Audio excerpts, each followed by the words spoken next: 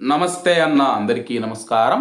కువైట్లో వ్యభిచార గృహం నడుపుతూ ఉన్న ఒక మహిళనైతే పోలీసులు అరెస్ట్ చేశారనమాట. కువైట్లో మనం చూసుకుంటే కువైట్లోని కొన్ని ప్రాంతాలలో ఎవరికీ తెలియకుండా అయితే కానీ కొంతమంది మహిళలు కావచ్చు, పురుషులు కావచ్చు, వ్యభిచార గృహాలను అయితే నడుపుతూ ఉన్నారు. స్థానిక మీడియా తెలిపిన వివరాల ప్రకారం కువైట్లో వ్యభిచార గృహాన్ని స్థాపించి నిర్వహించడంలో పాత్ర పోషించారనే ఆరోపణలపైన 40 ఏళ్ల వయసు ఉన్న ఒక మహిళకు 5 సంవత్సరాల కఠిన కారాగార శిక్ష విధిస్తూ కువైట్ కోర్టు అయితే తీర్పునివ్వడం జరిగిందనమాట. వెంటనే ఆ యొక్క మహిళ మనం చూసుకుంటే అప్పీల్స్ కోర్టుకు వెళ్ళడం జరిగింది.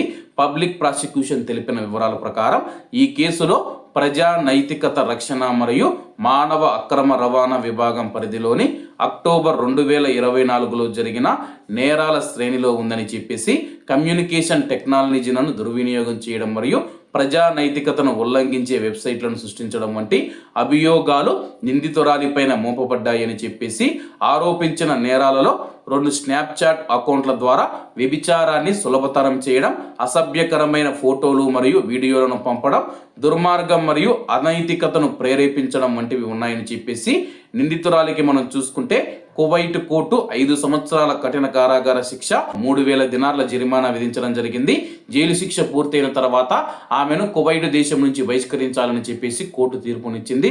తాజాగా ఆమె అప్పీల్స్ కోర్టుకు వెళ్ళగా అప్పీల్స్ కోర్టు మనం చూసుకుంటే దిగువ కోర్టు తీర్పునైతే తోసిపుచ్చింది.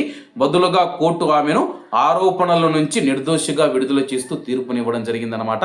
ఆమె మనం చూసుకుంటే స్నాప్చాట్ ద్వారా కానీ లేకపోతే వాట్సాప్ ద్వారా కానీ సోషల్ మీడియా ద్వారా మనం చూసుకుంటే మగవాళ్ళు ఎవరైతే ఉన్నారో వాళ్ళకు అమ్మాయిల ఫోటోలు, అసభ్యకరమైన ఫోటోలు ఉంటాయి కదా, అవి పంపించడం, అలాగే అమ్మాయిలను సప్లై చేయడం, వ్యభిచార గృహాన్ని అయితే నడుపుతూ అమ్మాయిలను సప్లై చేస్తూ ఆమె అయితే చేస్తూ ఉందన్నమాట.